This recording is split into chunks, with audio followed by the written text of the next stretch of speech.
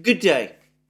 I'm going to suggest that the last 24 to 36 hours have been amongst the most important and dramatic in the entire story of the Ukrainian conflict, certainly since the start of the special military operation on the 24th of February 2022, but arguably going back further still to the events of February 2014, which resulted in the fall of President Yanukovych, Ukraine's President Yanukovych, and his replacement by the Maidan governments made up of the Maidan movement, which effectively continue to exercise power in Ukraine to this day.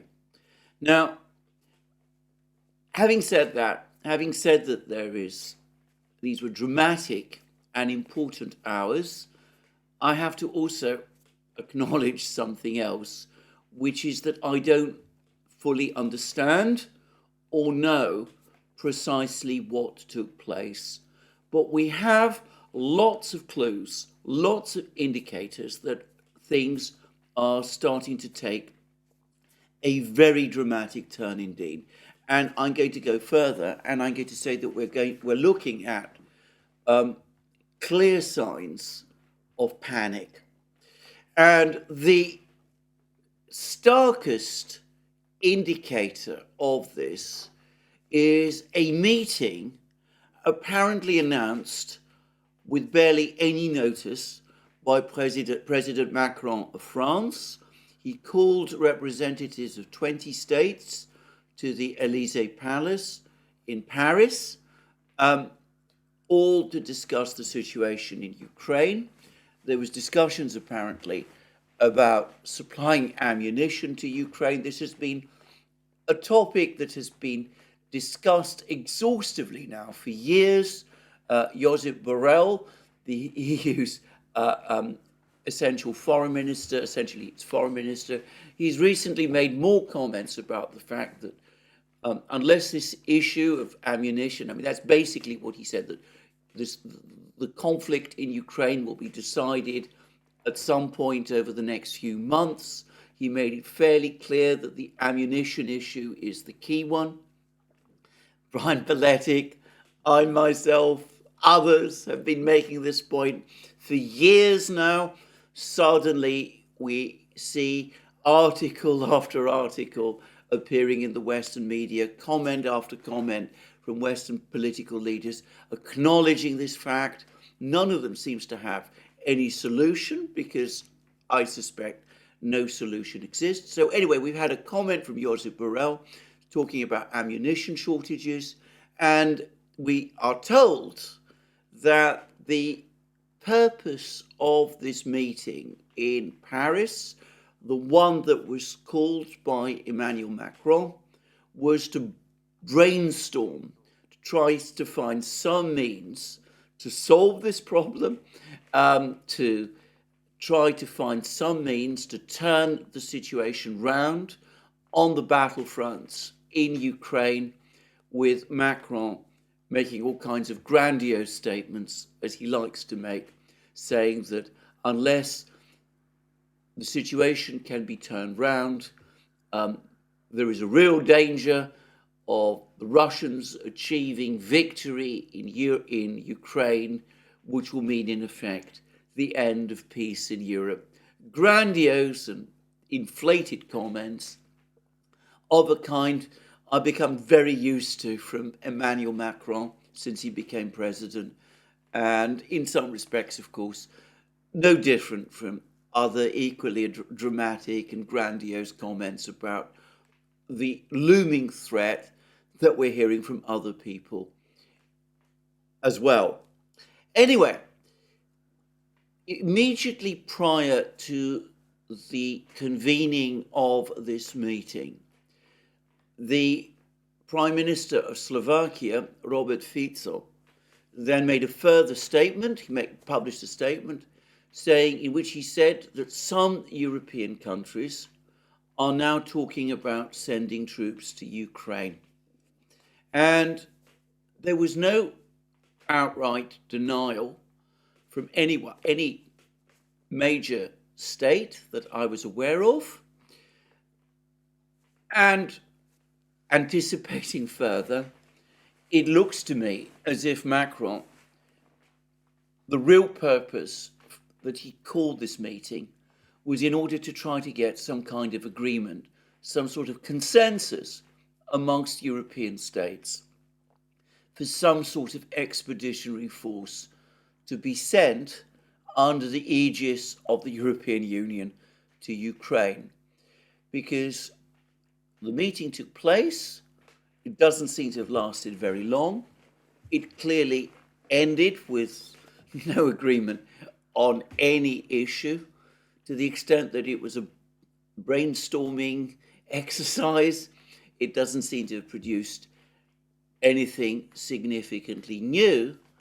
But Macron did then release a statement in which he said that there was as yet no consensus amongst European states about sending European troops to Ukraine. But of course, the way he said that there is no consensus, clearly left that possibility still open. And of course, Macron went on to say that nothing had been ruled out, including that very possibility.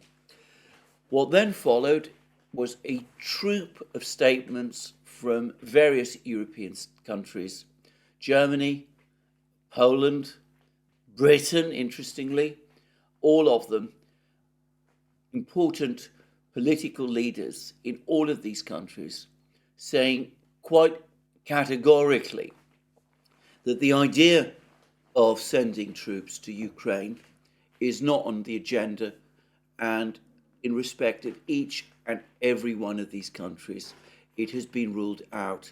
So it's been said by Downing Street in London, it's been said by the Polish Foreign Minister, Radek Sikorski, a notable hardliner. It has been said by the Vice-Chancellor of Germany, Robert Habeck, a hardliner as well.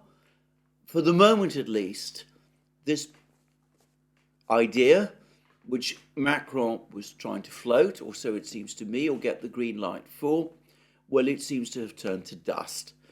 Having said that, this idea is now out there. It's been proposed by an important European leader. And again, the question is why.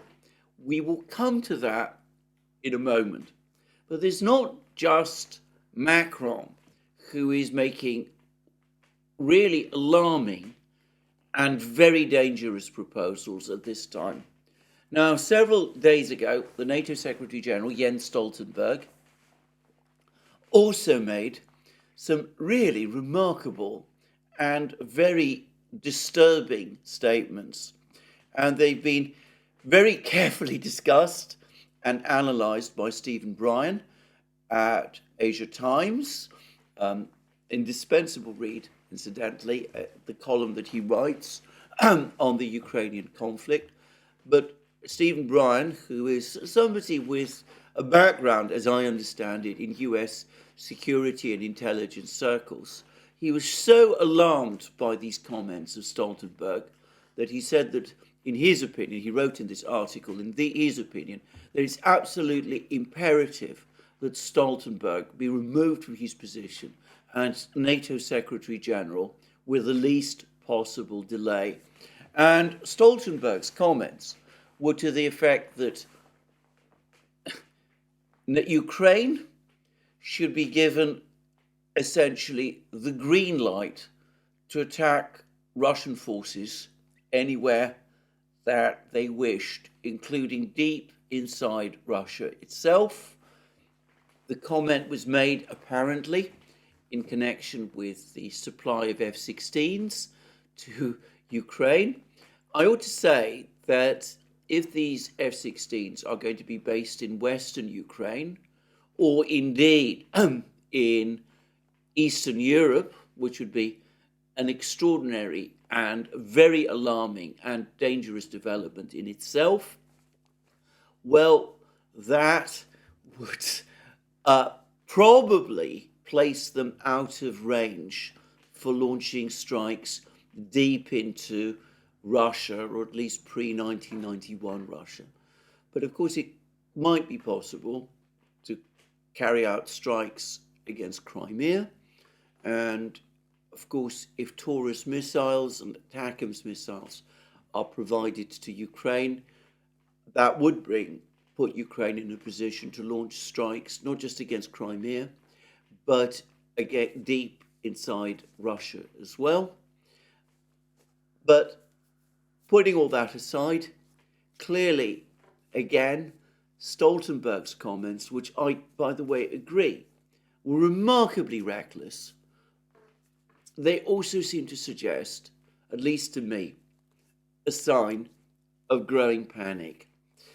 And, well, we have had other indicators as well. There was that extraordinary article that has just appeared in the New York Times about the bases, the intelligence bases in Ukraine, the activities of the CIA and all of that in Ukraine, which I discussed in my last video and which we discussed on the Duran. We've speculated and asked questions as to why this article would appear at this point in time, at this particular juncture in the war. Now, I ought to say that this was obviously an article that was written over and prepared over several weeks. Allegedly, hundreds of people provided information for it. So clearly, this is not a product of just the last couple of hours. But the fact that it's now appeared perhaps added to the general atmosphere. And last but not least, we've had those strange statements from President Zelensky about Ukraine having suffered casualties, numbers of dead soldiers, just 31,000, a figure which no one believes. By the way, I would like to take this opportunity to thank a particular person who has contacted me. He's provided me with a very detailed amount of information about the various videos and films and photographs that he's been making, showing battles and fighting and numbers of Ukrainian soldiers killed in those pictures and films and photographs since the start of the special military operation. He concedes that it is impossible for him to keep account, but he suspects, and I'm sure he's right, that if you put those photos and films together, combine them with the information that's been published in open sources in the mainstream media in the West, already you would probably find, just from these particular limited sources of information, that the total figure of killed Ukrainian soldiers is higher than the one that Zelensky is giving. Anyway, we've had this strange statement from Zelensky. We've had, as I said, the CIA story in the New York Times. We've had Borrell's comments, but above all, obviously, we've had this astonishing statement from Emmanuel Macron. So what is going on? I would just quickly, by the way, finish by also saying that there's also been clear signs of nervousness in some of the social media platforms as well, or at least not their platforms, but content in social media also, if you follow social media carefully. So what is going on exactly? Why is this all happening now? What is bringing this all together? Now, as I said, I don't know exactly what is being discussed, what is being said. I don't know how widespread all of this is, but I am someone who has always been, or at least has been for a long time, able to notice signs of panic. My background and experience and training tells me when it is happening. and I can see the signs of panic now. But what exactly is causing it to happen at this particular point in time? Well, there is likely to be only one explanation, and that is that the situation on the battlefronts is actually graver than it appears. And even those of us who are following the war closely are able to see. We can see movements forward of Russian troops in particular locations. We can see Ukrainian troops retreating in various locations. I'm going to come to all of that in a moment. But probably that is not providing us with the whole story. Other things are probably going on the battlefronts. Questions of weapons shortages, questions of unrest maybe within the Ukrainian army, awareness of build-up of Russian forces in particular directions, which are adding to the atmosphere of gloom and panic that is now beginning to spread across the West. And we will see what that all means. It will probably play out at one point over the course of the next few weeks. Now, I said that I was somebody who is accustomed to reading the signs of panic. There was one infallible sign that this was the case. President Macron, when he convened his meeting in the Elysee, said that another reason why he had done that was because there was too big a mood of despondency and dejection at the Munich Security Conference. He wanted to cheer everybody up by calling this meeting in the Elysee Palace, this brainstorming meeting, supposedly. When people say things like that, I can say for a fact that it is a clear sign that they're starting to panic. That kind of observation, basically, don't panic, we'll get it all under control, is a sign that people are indeed starting to panic. That, at least, has always been my experience of these things. Anyway, enough of that. Let's now turn to the situation on the battlefronts, and then I'm going to come back and discuss some of the points that I've made at the start of this program in the context of further comments, some incredibly useful comments I have received from various people privately. But let's first of all turn to the situation on the battlefronts.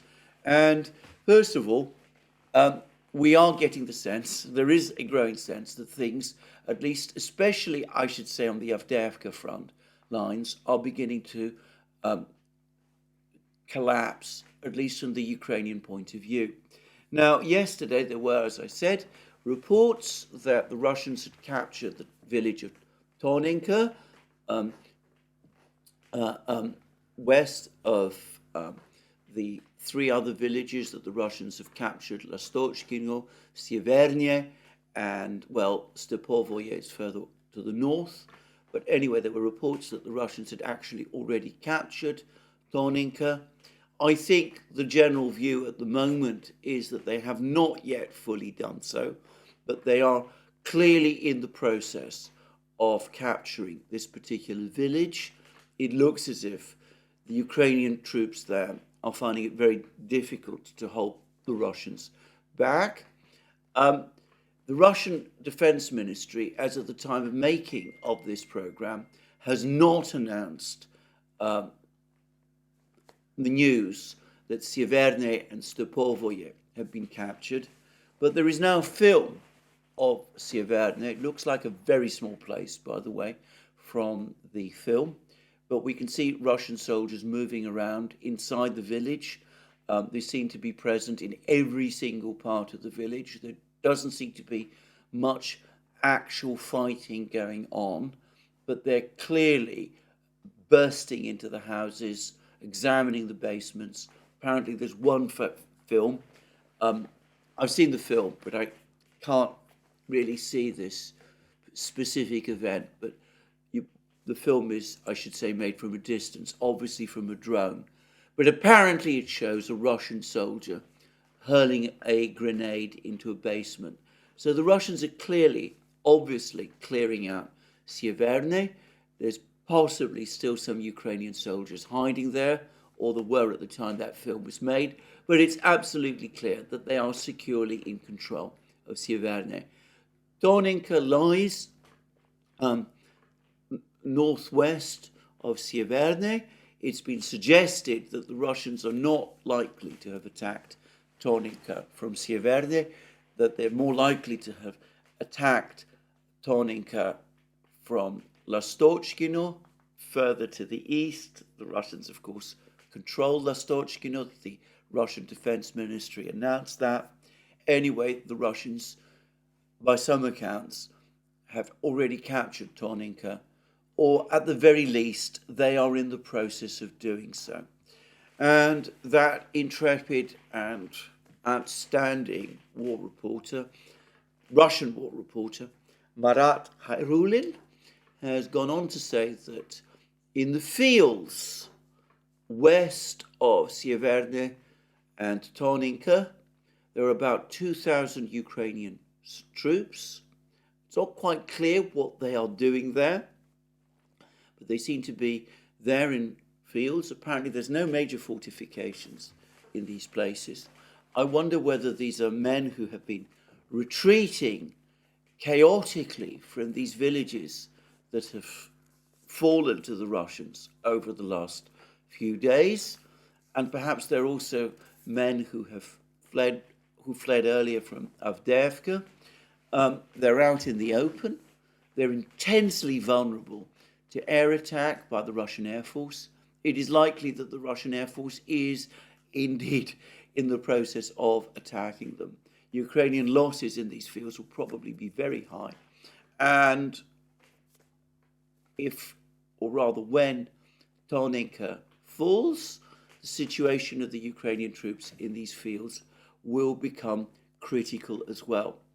Now, yesterday there were lots of reports that the Russians have also begun an attack on Orlovka, and I suspect that this is indeed the case.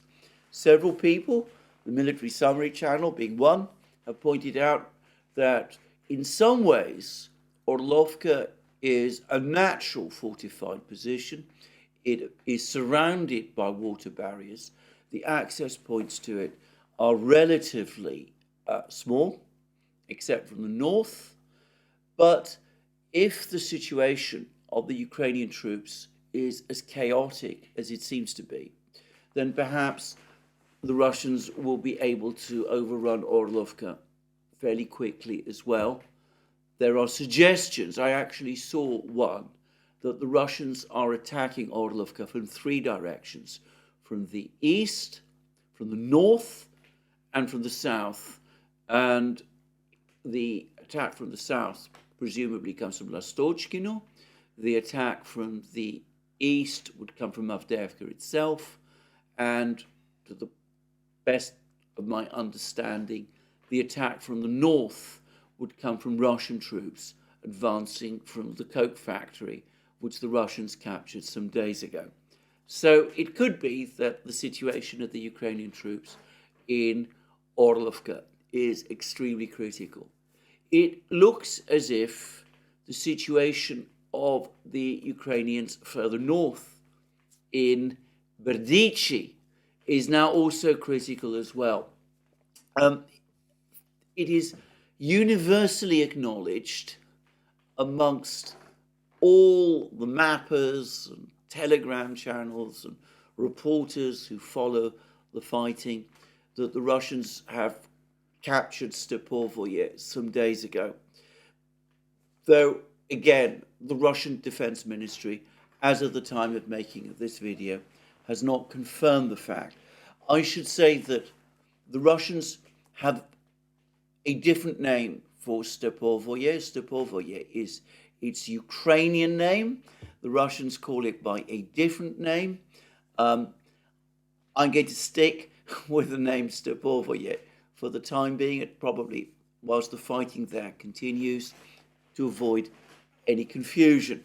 But at any rate, it looks as if the Russians control Stepovoye securely, and that they're making attacks towards Berdichi as well. And it was in Berdichi that an event happened that has resulted in a video which is now circulating around the world, and that is that the first M1 Abrams tank delivered to Ukraine by the United States was destroyed. And the pictures of this, as I said, are being shown everywhere. We've had many pictures of Leopard 2s being destroyed on the Ukrainian battlefronts. This is the first Abrams, which has been destroyed as well.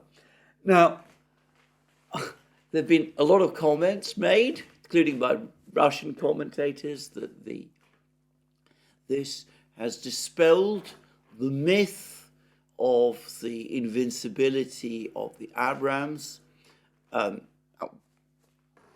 All I would say about that is that an Abrams tank is a tank. It can be destroyed just as other tanks can. What seems to me more pertinent about this particular incident is the incredibly chaotic and disorganized way in which this particular valuable tank was being used, or I ought to say misused, by the Ukrainians. Now, it seems that there has only ever been one of these tanks in Berdichi, and in fact we've had film of this tank trundling around Berdichi, on one occasion firing in the direction of Stepovoye for several days now. Just one isolated tank of this type trundling around Berdichi. And it has not been engaged in other tanks. The Ukrainians appear to be using it as some kind of, have been using it as some kind of mobile artillery, which, well, I mean, tanks can be used in that way, I suppose, but it does seem, again, an expensive thing to do with a valuable tank like this. And, of course, it's acting in complete isolation. And that would inevitably, given that it's a big machine, difficult to conceal, and given the condition of the ground, which is apparently very soft at the moment, tied to the main roads, it's almost inevitable that the Russians would have, once they knew it was there, would go on the hunt for it. And as several people, including the Military Summary Channel, were pointing out last night, at the point when it was destroyed, it was, again, rumbling around Berdichi, the streets of Berdichi in full view, almost as if it was inviting destruction by the Russians. Now, obviously, that was not the case. The only explanation I can think of is that the Ukrainian command system is extremely disorganized, that they sent this tank to Berdichi probably for its public relations effect, to scare the Russians into thinking that a large numbers of these tanks, these advanced American tanks, were about to enter the battle. They didn't actually want to do that because they didn't want to risk too many of these precious tanks in that sort of way. But having sent the tank there, they didn't quite know how to pull it back, and they didn't really know what to do with it, and it spent its time trundling around Berdichi to no useful purpose, making it easy for the Russians to destroy it, which is, of course, exactly what has now happened. It's chaotic, disorganized command, and one does increasingly wonder what exactly is going on. And all of this with further reports that the Russians are indeed pushing towards Ocheritenye, further north, and that they're now also advancing towards the town of Keramik, which is north of the village of Krasnogorovka, not the town of Krasnogorovka, but the village of Krasnogorovka that the Russians captured back in March last year. And it's been suggested that if the Russians advance all the way north to Keramik and capture Keramik, that will then enable them to attack Ocheretenie from two directions. And there's lots of debate and discussion about the strategic importance of that particular village, the way capturing it opens up the way for further Russian advances in all sorts of directions, and how it also potentially rolls up the rather thin and hurriedly improvised defense line that the Ukrainians are trying to create from Ocheretenie all the way south along a series of water barriers. Anyway, a chaotic and disorganized situation in the Avdiivka area. And one gets the sense that the Ukrainians are still suffering very heavy losses in this area, and that the Russians are advancing, and they're probably not just killing and wounding lots of Ukrainian troops. 410 Ukrainian troops in one day, the last day, according to the very last Russian defense ministry bulletin in the Avdiivka sector. But anyway, not only are the Russians killing and wounding large numbers of Ukrainians in this area, but I suspect prisoners have been taken, and the entire command system here is apparently disorganized and at risk, perhaps, of breaking down. It's looking as if there is still clearly a fight going on, but perhaps we are heading towards some kind of collapse here. Anyway, that's Avdiivka. Now, elsewhere, we're getting less news about specific things that are going on, but also there is reason to think that things are not going well for the Ukrainians elsewhere on the battlefronts. And there's reports this morning that the Russians have now launched a serious effort to try to capture Tierny, this village, or perhaps it's a small town on the Zherebets River in the Liman area. There were reports about 3 days ago that the Russians carried out a raid on this village, briefly captured around half of it, or occupied around half of it. They then pulled back. It was more a reconnaissance operation than a sustained and serious offensive. Now, a serious attack to capture this village is reportedly underway. If it is indeed captured, then it's generally acknowledged that the entire Ukrainian defense system on the Zherebets River will probably start to unravel. The Russians will be in control of the east bank of the Zherebets River. It's a small river. They can cross it and advance towards Liman if that is what they choose to do, or they can turn north up the river and reinforce their attack on Kupiansk.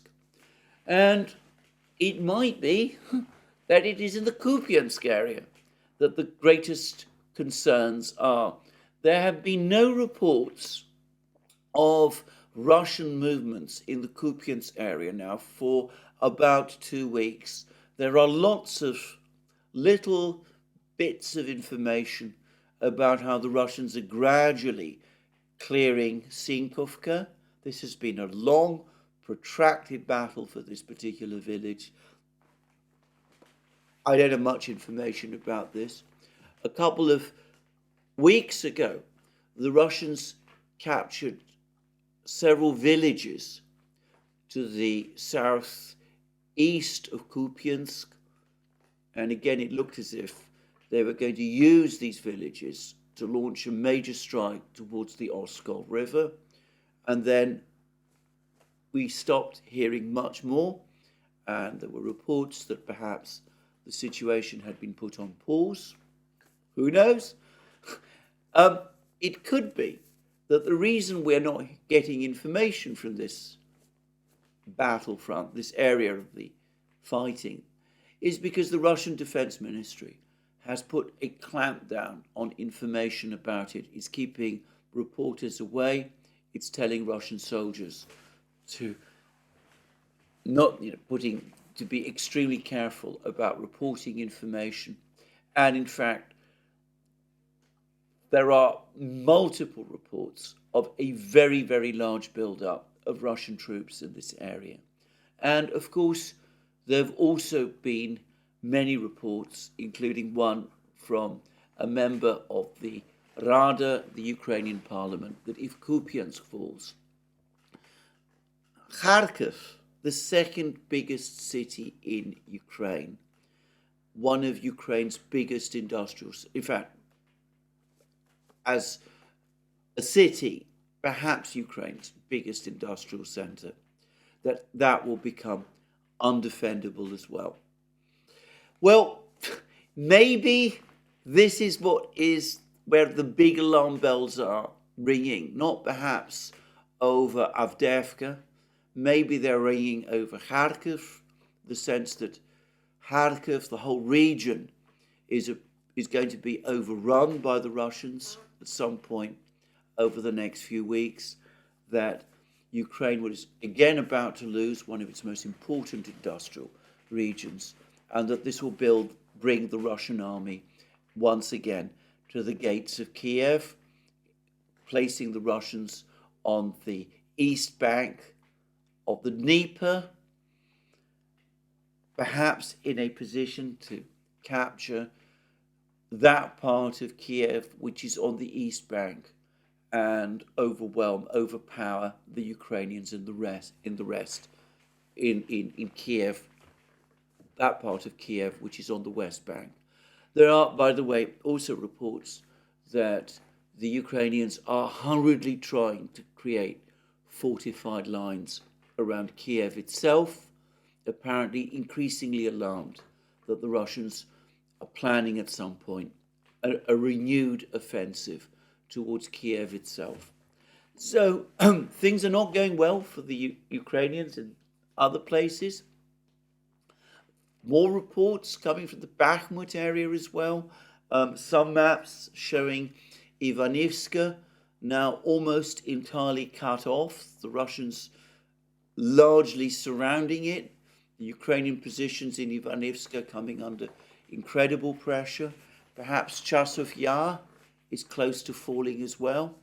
It could be that the Western powers are being told that with all of this Russian pressure in many directions, with Ukraine running out of ammunition, running out of air defense missiles, with the Russian Air Force now operating right across the battlefronts with devastating effect, and with the Ukrainians having suffered heavy losses and with their men exhausted, and with the mobilization law still stuck in the Ukrainian parliament, it could be that the West is starting to get reports that the situation in Ukraine is close to breaking point. I would say that if that is the case, it would not surprise me. It's clear that the French have a significant physical presence in Ukraine itself.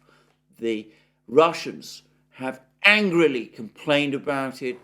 It's likely that if the situation is indeed as bad as that, one person who would know would be Emmanuel Macron, and that might have triggered his particular panic and his hasty calling of this meeting at the Élysée Palace in the way that he did.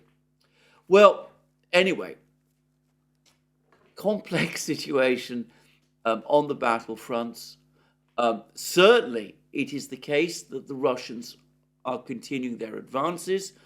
I mean, they're apparently also continuing to hit Krasnogorovka very hard.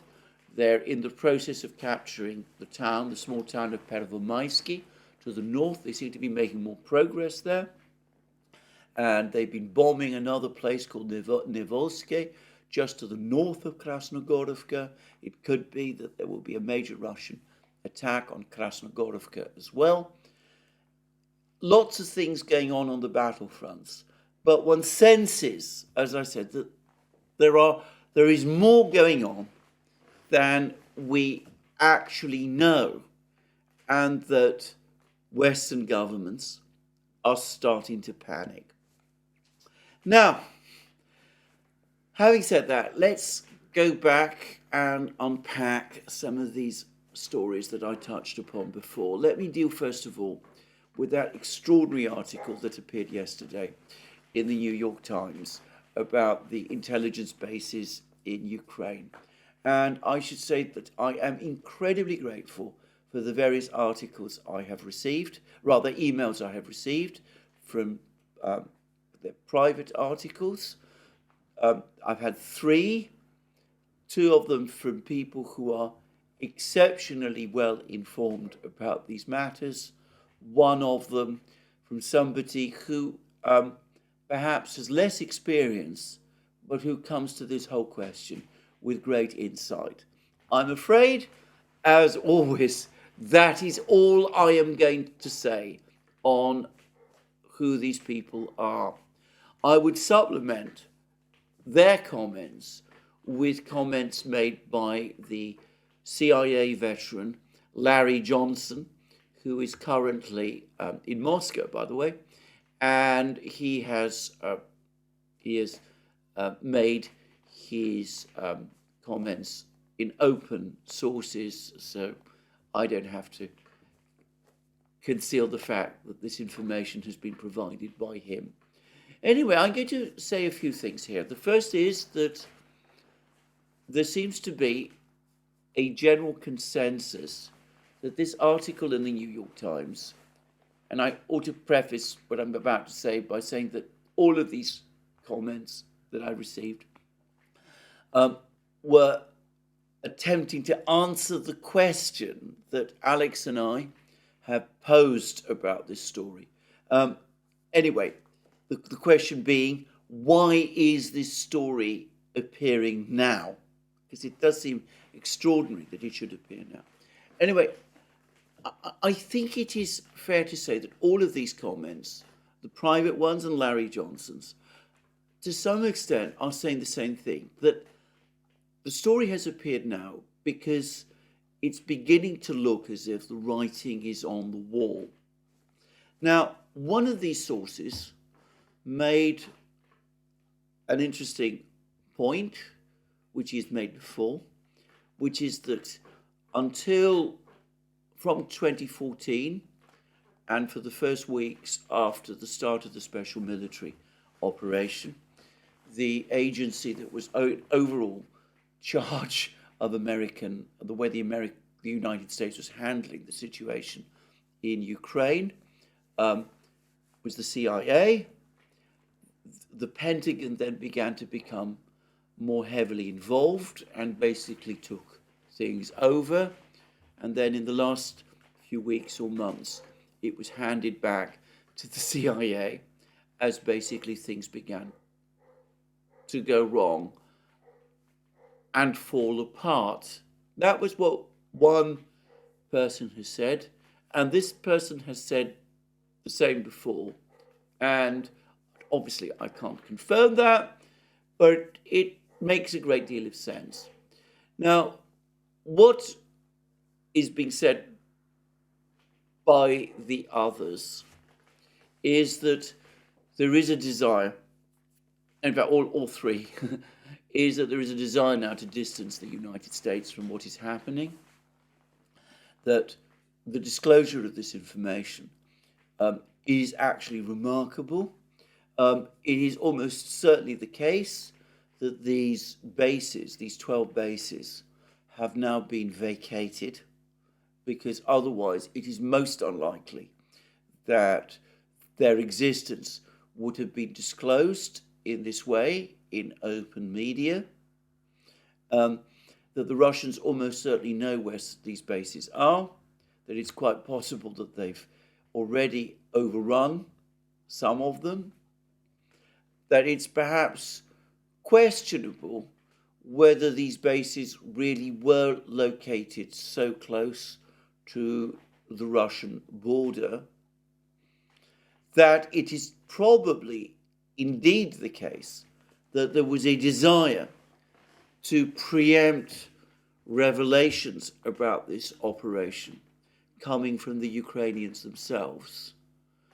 But, and this is perhaps the most important and interesting thing, that all of these people are saying, though in different ways and to different degrees, that there is a blame game going on, and that each side within the factions that exist within the US government is in effect maneuvering to ensure that the blame for what went wrong ultimately falls on the other.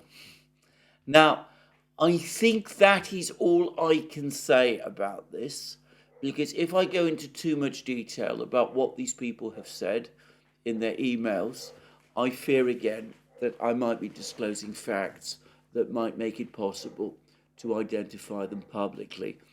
So that is all I'm going to say, but that this is in effect part of a credit and blame game that is going on. Some people want to say, we were led into this by some. Others saying, well, we were running it all really well until others came in and messed it all up. Things like that going on. But the general consensus is that the fact that an article like this, disclosing information of this kind, has appeared now, is a sign that some people in the United States, powerful people in the United States, sense that the end of this project is coming, and that they want to get their word in first, and that they want, at the same time, to protect their positions. Now, I am sure this is correct. There are many unanswered details and questions which I suspect only historians will be able to answer. But I'm going to leave it at that.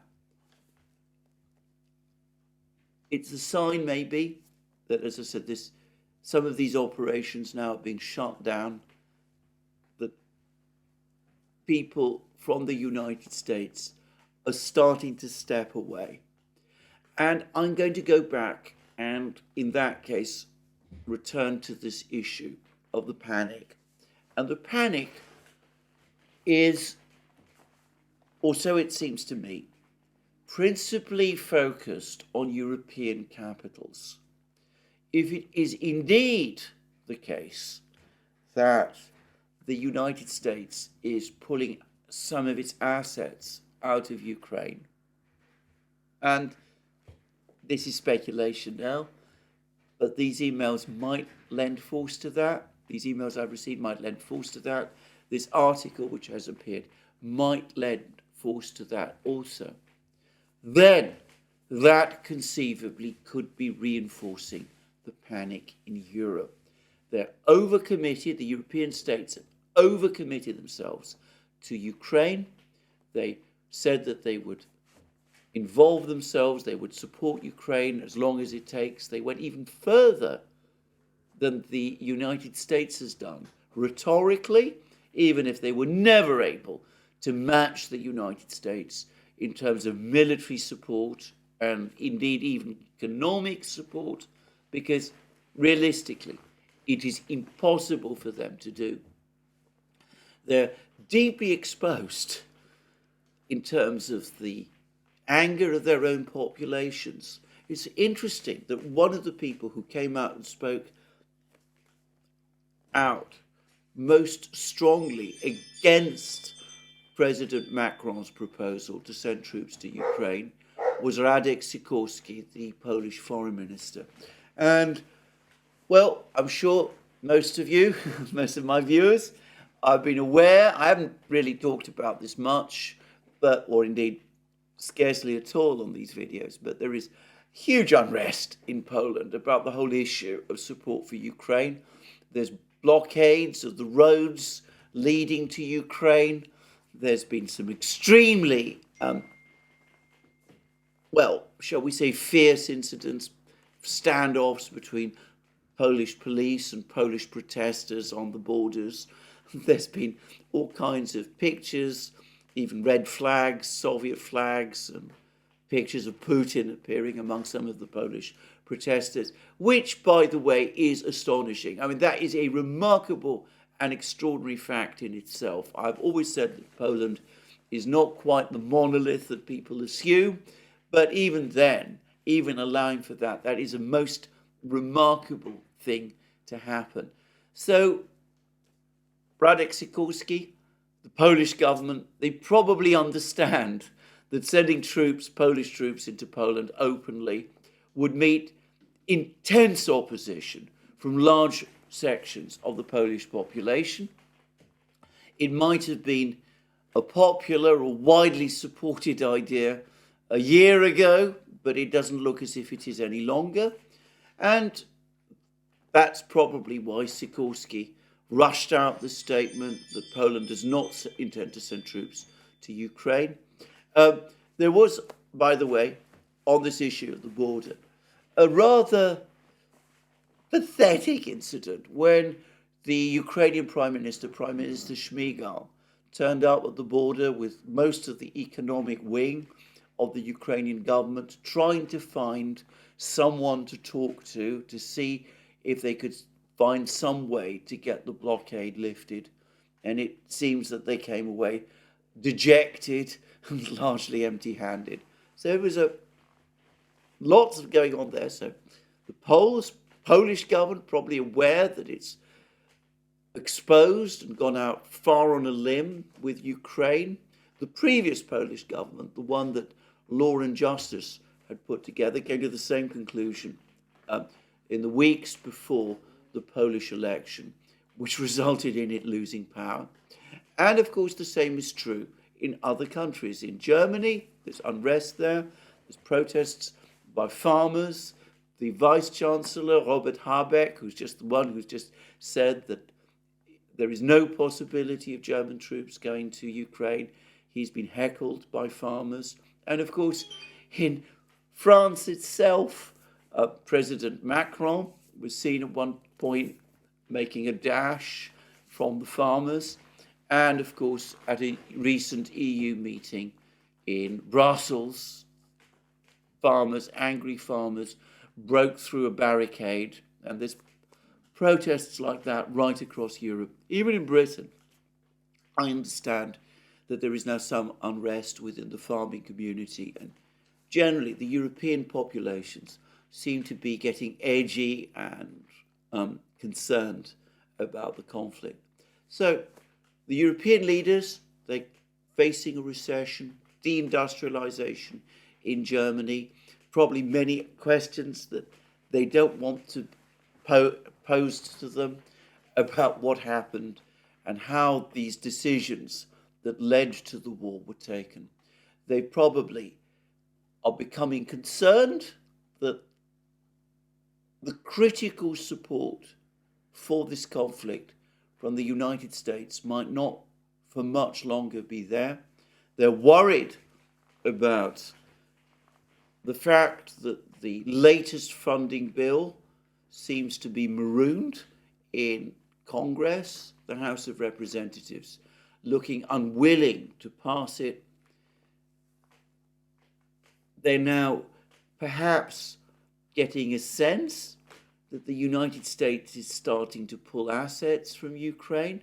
As I said, I don't know this for a fact, but that's what some of these emails and the publication of this article might suggest to me. They're worried about the fact that Ukraine is running out of ammunition and that they're at their wits' end to know where to find it, and they realize it can't be found. They're even more worried about the fact that Ukraine is about to run out of air defense missiles. The Russians, as I said in my previous program, are hunting Ukraine's air defense missile system. They've just released another film, by the way, of a NASAMS system, a Norwegian-supplied NASAMS system being destroyed. So all of this might be intensifying that feeling of panic, the feeling that it's all starting to fall apart and that they just actually, truly do not know what to do. And Macron comes up, as he often does, with these harebrained ideas of sending European troops to Ukraine. Other European governments, perhaps more sensitive to currents of public opinion. Macron, of course, he likes to believe that he's Jupiter. He's president. He's now into his second term, so he's unlikely to be president again. His term ends in 2027. Macron, perhaps less concerned about popular pressures than other European Union leaders are, comes up with these harebrained ideas, hoping to turn the whole situation round, hoping perhaps also to steal a march on the Americans, say, well, if the Americans can't do it, we in Europe can. His answer always to every problem is more Europe. Comes up with ideas like this.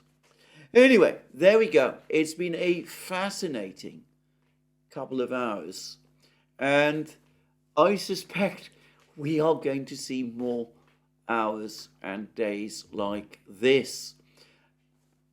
The pressure from the Russians is growing on the front lines all the time. The Russian army continues to get bigger. Its production of weapon systems continues to grow larger. Its economy looks stable. Now, there's been a series of very interesting articles, one after the other. They came straight one after the other in the Daily Telegraphs from all of its economic team. A couple of days ago, I pointed out that there was an article in the Daily Telegraph, of all places, acknowledging the failure of the sanctions war.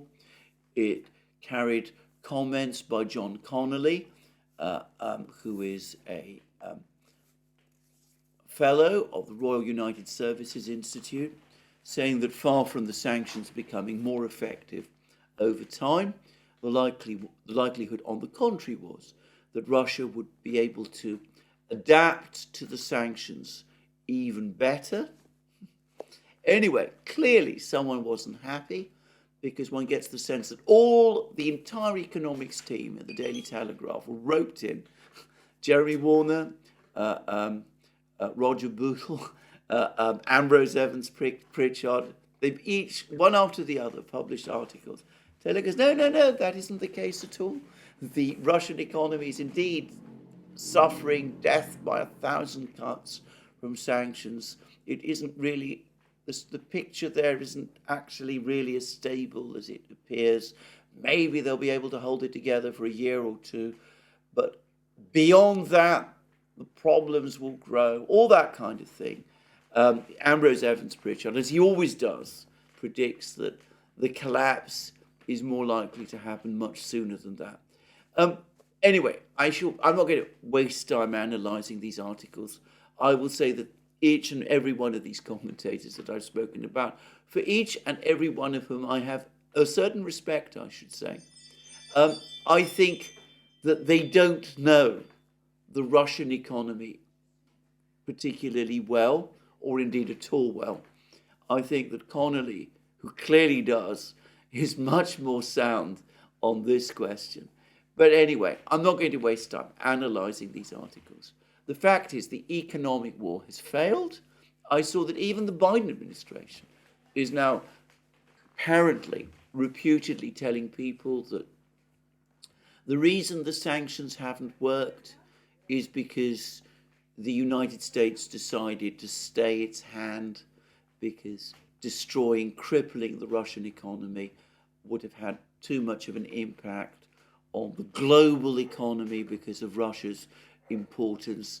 And it is this is the true reason why the sanctions haven't been as effective as many people expected. It was always intended by the Biden administration that it would be this way. I have to say, if they really are saying this, then that is desperate, and it is completely contradicted by the kind of things they were saying back in February and March 2022. But anyway, clearly a panic over the last few days, especially over the last few hours. I am, as I said, accustomed. I've had experience with this kind of thing. I've seen how panics happen. Probably my guess is that with the collapse not happening tomorrow or the day after tomorrow, because the Ukrainians are somehow still fighting, probably nerves will settle and stabilize. I suspect that information from the battle lines is part of the cause. I suspect that worries about what the United States is doing may be another part of the cause. But of course, what happens on the battle lines will be determinative. And there it is increasingly clear now. I think it is becoming impossible to deny that the Russians are winning. Well, that is where I end my program for today. More from me soon. Let me say again that you can find all our programs on our various platforms, Locals, Rumble, and X. You can also check out our shop. You'll find all the amazing things we have there, our magic mugs, our hats, our hoodies, our t-shirts, our sweatshirts, all those great things. You can also support our work via Patreon and Subscribe Star, links under this video. And last but not least, if you've liked this video, please remember to check out our channel. To check your subscription to this channel and to tick the like button. And thank you for joining me again. More from me soon. Have a very good day.